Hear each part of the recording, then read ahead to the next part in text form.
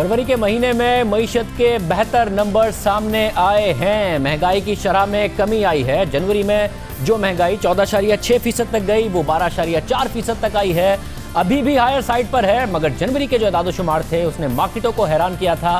फरवरी के एदाद-ओ-शुमार से मार्केटें मुतमईन नजर आई। स्टॉक मार्केट ने भी रिस्पॉन्ड किया और जो तवक्को है कि इंटरेस्ट रेट्स में कमी आएगी वो एक दफ़ा फिर नजर आ रही है। बरामदाद में फरवरी में 13.6% का इजाफा हुआ। दरामदाद में एक दफ़ा फिर कमी हुई है। 4% की कमी देखी गई है। सवाल ये उठ रहा है, क्या मुआशी इस्तेहकाम अब मुआशी तरक्की की तरफ जाएगा या नहीं जाएगा? क्या यहाँ से इंटरेस्ट रेट्स कम हो, महंगाई में मजीद कमी आए और फिर इन्वेस्टमेंट इकोनॉमी में हो और इकोनॉमी तरक्की की तरफ जाए, वो सफ़र शुरू होगा या नहीं होगा? ये सबसे अहम सवाल है। हमारे साथ मौजूद हैं असद उमर साहब, उनसे इस हवाले से बात करेंगे। असद उमर साहब, बहुत शुक्रिया हमें शो में ज्वाइन करने के लिए। असद उमर साहब, फाइनली जो महंगाई के नंबर्स हैं और मार्केट्स ने पॉजिटिवली रिस्पॉन्ड भी किया है, 12.4% अभी भी हायर साइड पर है। फूड इन्फ्लेशन भी हायर साइड पर है, मगर जनवरी के जो नंबर्स थे उसके मुकाबले में कमी आई है। आप समझते हैं कि अब ये मुआशी इस्तेहकाम से मुआशी तरक्की की तरफ हम जाएं? क्योंकि अक्टूबर नवंबर में भी लग रहा था कि अब इन्फ्लेशन यहाँ से कम ही रहेगी, फिर सप्लाई साइड शॉक्स आए और इन्फ्लेशन फिर आगे चली गई, जिसकी वजह से मार्केट्स में जो इंटरेस्ट रेट्स कम होने की तवक्को थी वो फिर खत्म हो गई थी। अब आपको लगता है कि वापस से तवक्को की जाए कि एक कंसिस्टेंट ट्रेंड होगा?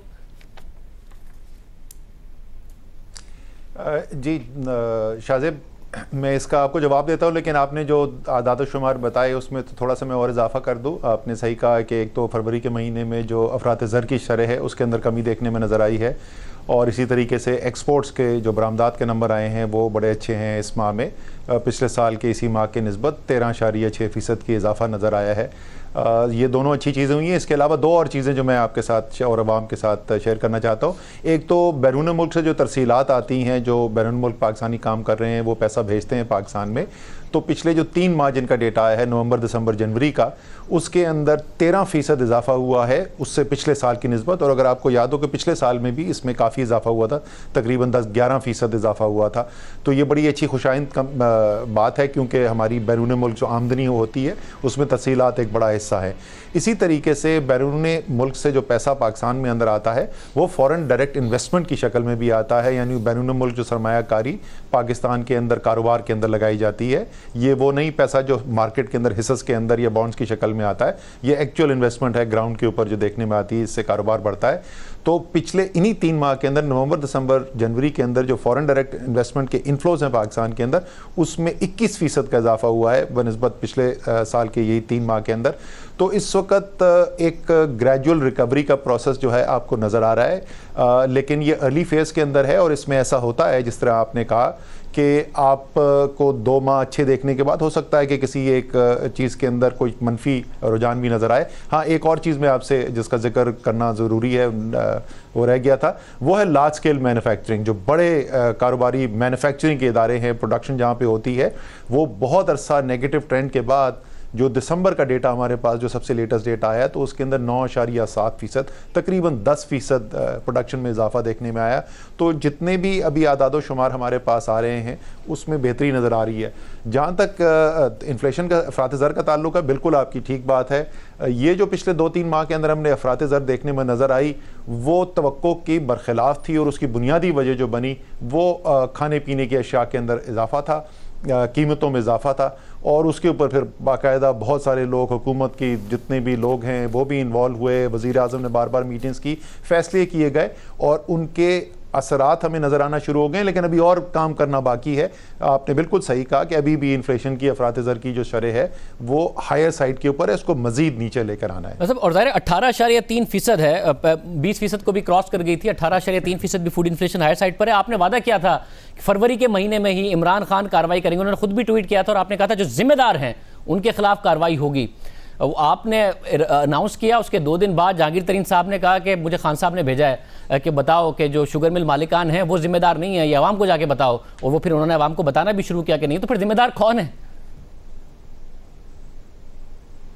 अच्छा, वो जो है मैंने कहा था बड़े फैसले होंगे। अफरात ज़र के ख़िलाफ़ जो जंग है, ऐलान जंग कर दिया है वज़ीर आज़म ने, और वो फैसले आपको होते हुए भी नज़र आए, काबीना के फैसलों के अंदर भी नज़र आया, और अफरात ज़र भी नीचे आती हुई शुरू होते हुए नज़र आई आपको। जहाँ तक ज़िम्मेदार कौन है आटे और चीनी दोनों के लिए, वज़ीर आज़म ने ऑर्डर कर दी थी तहकीकात।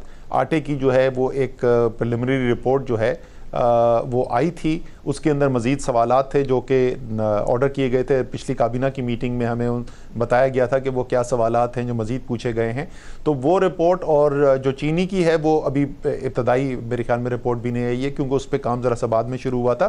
तो ये उम्मीद ये है कि अगले 2-3 हफ्तों के अंदर ये रिपोर्ट्स जो है, दोनों आटे की हतमी रिपोर्ट जो है और चीनी की जो रिपोर्ट है वो आ जाएगी सामने, और जो भी जिम्मेदार होगा उसका पता भी चल जाएगा। और मुझे क्योंकि ज़ाहिर पे आपसे तफसील से बात करनी है, मगर मैं इस वाले इशू को इसलिए एड्रेस करना चाह रहा हूँ क्योंकि तहरीक इंसाफ पर इससे बहुत ज़्यादा तनकीद हो रही है तहरीक इंसाफ पर। मैं फिर बाद में मईशत पर आता हूँ कि जहांगीर तरीन साहब ने मीडिया पर आके बता दिया कि उन्हें कॉम्पिटिशन कमीशन ऑफ पाकिस्तान की सरबराह ने बता दिया कि चीनी के अंदर उन्हें कोई कार्टेल नहीं दिखा, गंदुम में उन्हें ज़रूर कार्टेल दिखा। हालांकि आप ही की तरफ से कॉम्पिटिशन कमीशन की इंक्वायरी की बात की गई थी, तो वो तो क्लीन चिट ले चुके, और फिर खान साहब ने बाकायदा तौर पर जर्नलिस्ट को बता दिया कि जहांगीर तरीन और खुसरो बख्तियार का, तो कौन सी इन्वेस्टिगेशन है जो अभी हो रही है, मगर जहांगीर तरीन और खुसरो बख्तियार को क्लीन चिट मिल गई है, और बकौल जहांगीर तरीन पूरे शुगर मिलर्स को क्लीन चिट मिल गई।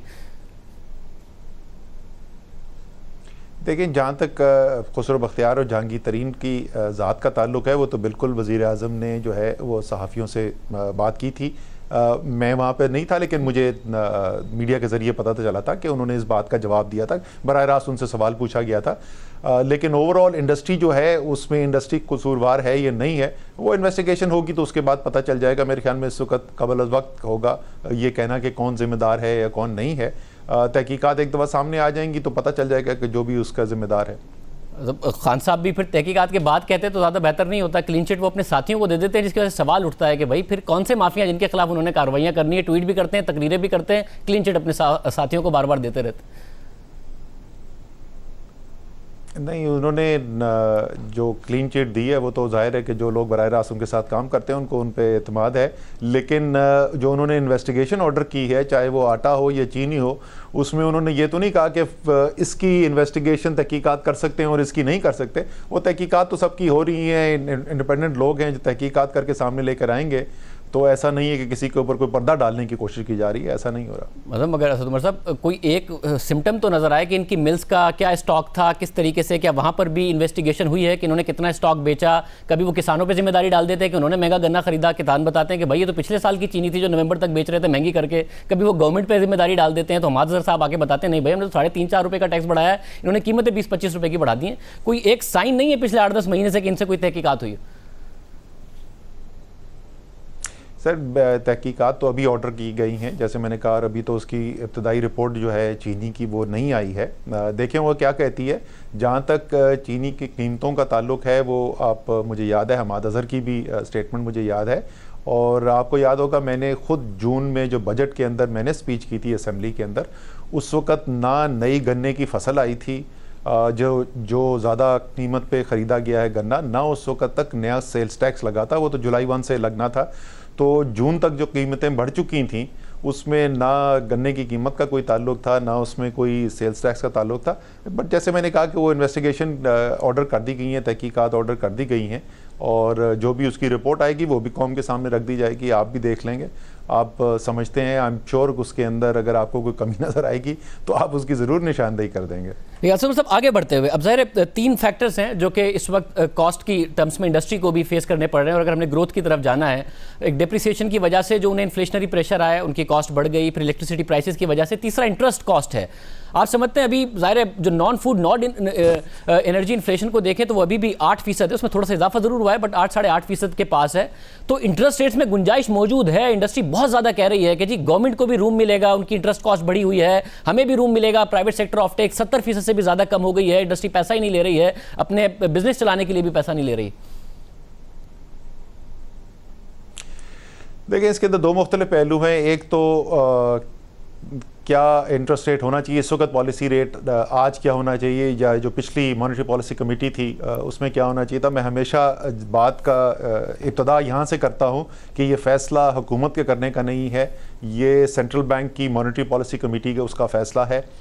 लेकिन उस मॉनेटरी पॉलिसी कमेटी का एक ज़माने में मैं भी हिस्सा हुआ करता था जब तक मैं सियासत में नहीं आया था, तो थोड़ा सा अंदाज़ा हमें भी है कि किस तरीके से करते हैं। ये मैं कह सकता हूँ कि मॉनेटरी पॉलिसी कमेटी का जो पहले फ़ैसला हुआ, तो मेरा, अगर मैं उसका मेंबर होता तो मेरा वोट उससे मुख्तलिफ होता जो उन्होंने वोट दिया।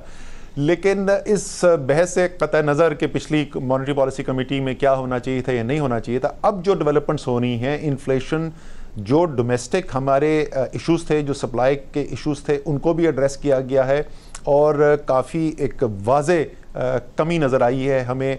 जो 2.2% की कमी है, ये जो माहाना कंज्यूमर प्राइस इंडेक्स है उसके अंदर है। जो लोगों की, जो सबसे ज़्यादा जो हमारे मुतवस्सित तबका है, गरीब तबका, उनकी जो कंजम्पशन होती है उसको जो मेजर करता है वो सेंसिटिव प्राइस इंडेक्स कहते हैं उसको, और वो हर हफ्ते उसका डेटा आता है। तो आपने देखा होगा कि उसके अंदर पिछले 5 हफ्ते के अंदर वो 20% से ज़्यादा था और इस वक्त 14.9% पे आ गया। तो उसमें बहुत खातिर खा 5% से ज़्यादा की कमी हुई है।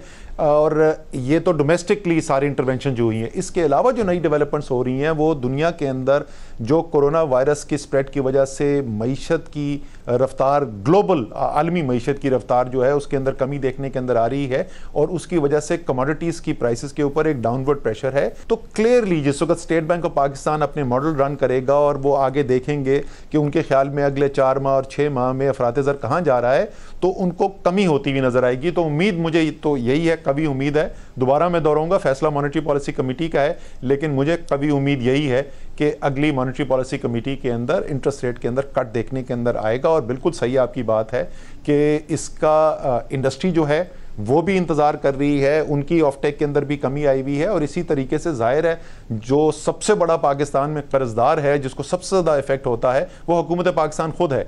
और अगर इंटरेस्ट रेट कट होंगे, पॉलिसी रेट कट होंगे, तो हफीज़ शेख साहब जो IMF प्रोग्राम को भी कंप्लाई करने की कोशिश कर रहे हैं और फिस्कल डेफिसिट कंटेन करने की कोशिश कर रहे हैं, उसमें भी उनको मदद हासिल होगी। मतलब, और आपको लगता है कि बहुत ज़्यादा टाइटनिंग के ज़रिए जो हमारा एक्सटर्नल साइड था उसको हुकूमत ने स्टेबलाइज किया, इंपोर्ट्स को कर्टेल किया। अब आपको लगता है कि जब इंटरनेशनल मार्केट में ऑयल प्राइसेस भी नीचे गिरी हैं, रेमिटेंसेज हायर साइड पर हैं, इन्फ्लेशन, एक्सपोर्ट्स ज़रा बढ़ी हैं, इंपोर्ट्स में कमी आई है, इकोनॉमिक एक्सपेंशन की तरफ हुकूमत जा सकती है, थोड़ा सा खोल सकते हैं इकोनॉमी को, जिसमें ज़ाहिर इंपोर्ट्स ज़रा बढ़ेंगी, मगर इस वक्त सूरत हाल ऐसी है कि कुछ इकोनॉमिक एक्सपेंशन की तरफ जाना शुरू करें? जी बिल्कुल, आहिस्ता आहिस्ता जो है वो ग्रेजुअली वो स्पेस क्रिएट होती जा रही है। तो इसके अंदर 2 चीज़ें हैं, एक तो मॉनेटरी पॉलिसी, इसके ऊपर हमने भी तफसील से बात कर ली कि इंटरेस्ट रेट कट होगा तो उससे एक पोटेंशियल स्टिमुलस आएगा हमारी इन्वेस्टमेंट एक्टिविटी के अंदर।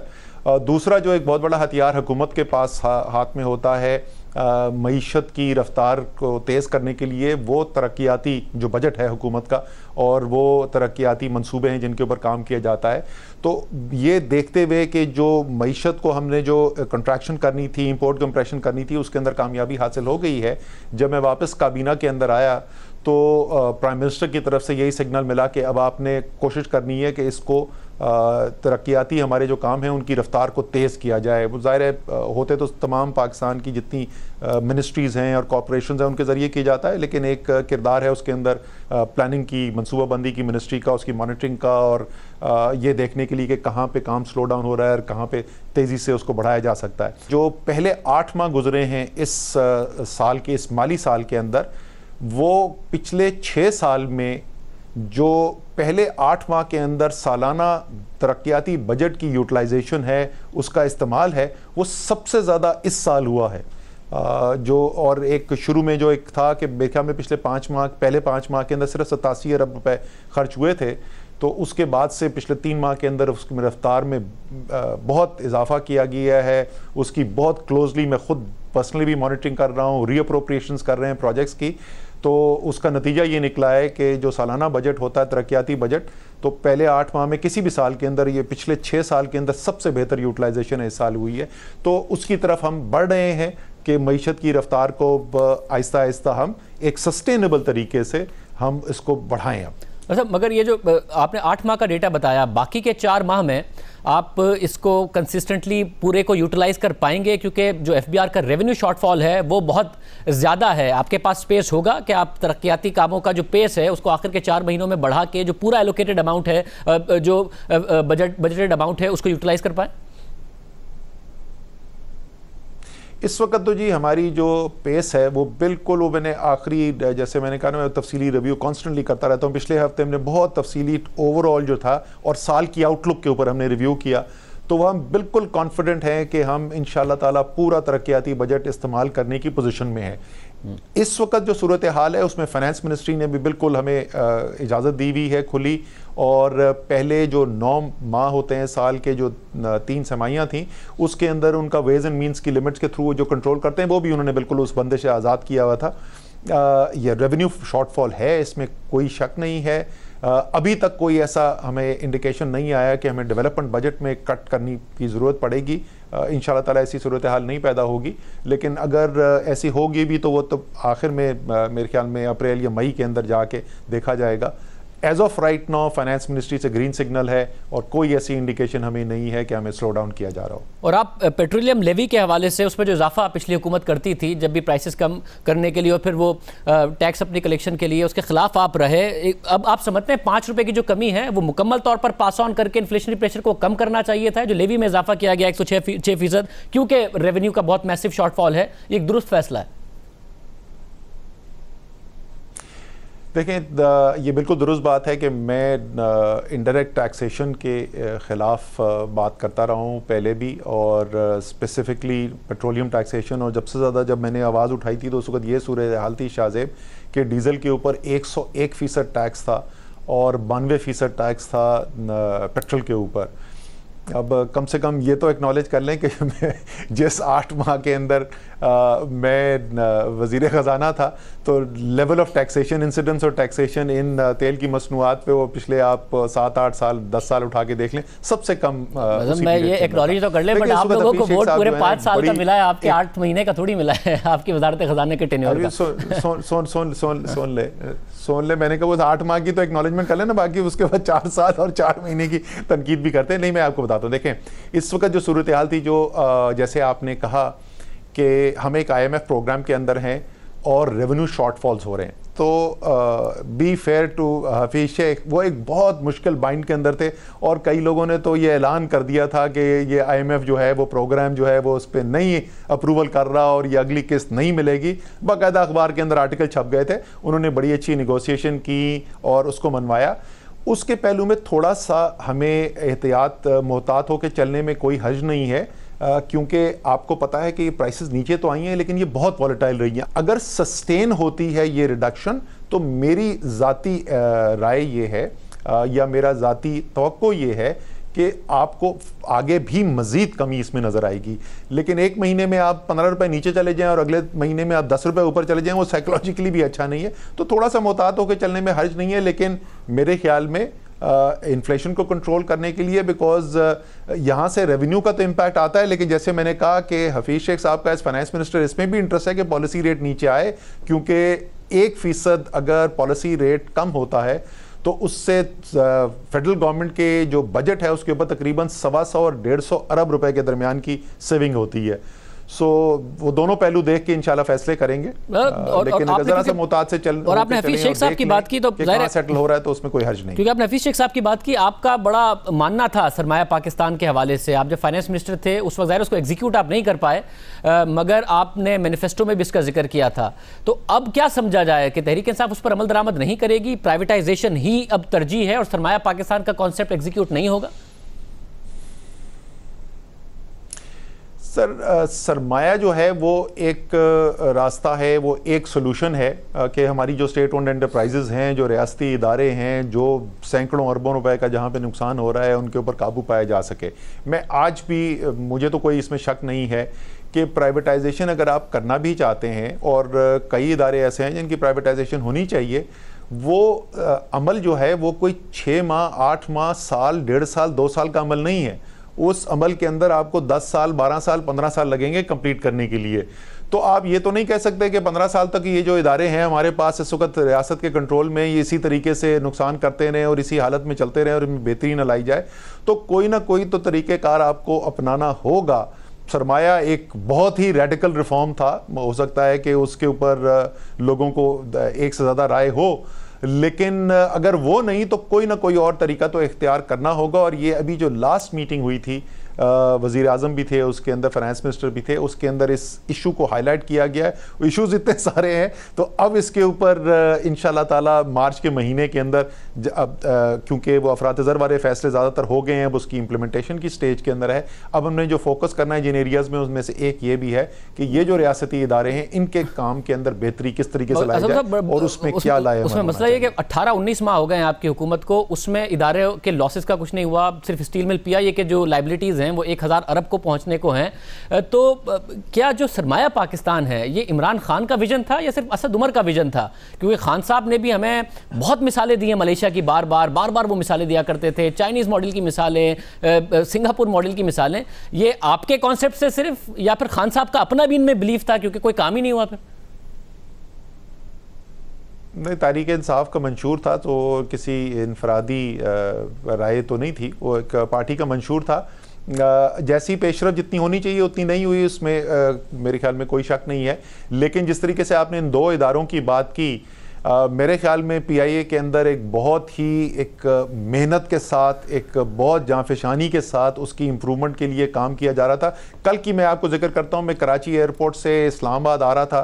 कराची एयरपोर्ट पे पीआईए के ग्राउंड स्टाफ के कुछ लोग खड़े थे, ज़रा रश कम था तो वो साथ कुछ सेल्फी खिंचाने के लिए आ गए उनमें से कुछ, और वो मुझसे सब मुतालबा क्या कर रहे थे, वो समझ रहे थे कि हमने एयर मार्शल साहब को हटा दिया है। उन्होंने कहा जी इतना तो अच्छा काम हो रहा था और जाहिर है वो रेजिस्टेंस तो आती है और माफियाज हैं पीआईए के अंदर भी, तो आपने उनको क्यों हटा दिया। सो एक अटेम्प्ट पीआईए की रिफॉर्म की बिल्कुल की गई और मेरे ख्याल में उसके इनिशियल नताइज भी हमें नजर आना शुरू हो गए थे। वो कोर्ट ने एक इंटरवीन किया, देखें फाइनल फैसला क्या होता है। इसी तरीके से स्टील मिल जो बैठा हुआ था 10 साल तक कोई वहां पे फैसला ही नहीं होता था। एक क्लियर कट हमने एक प्री फिजिबिलिटी की, उसको दोबारा रिकन्फर्म किया कि ये इकोनॉमिकली वायबल एंटिटी है, इसको दोबारा रीस्टार्ट किया जा सकता है।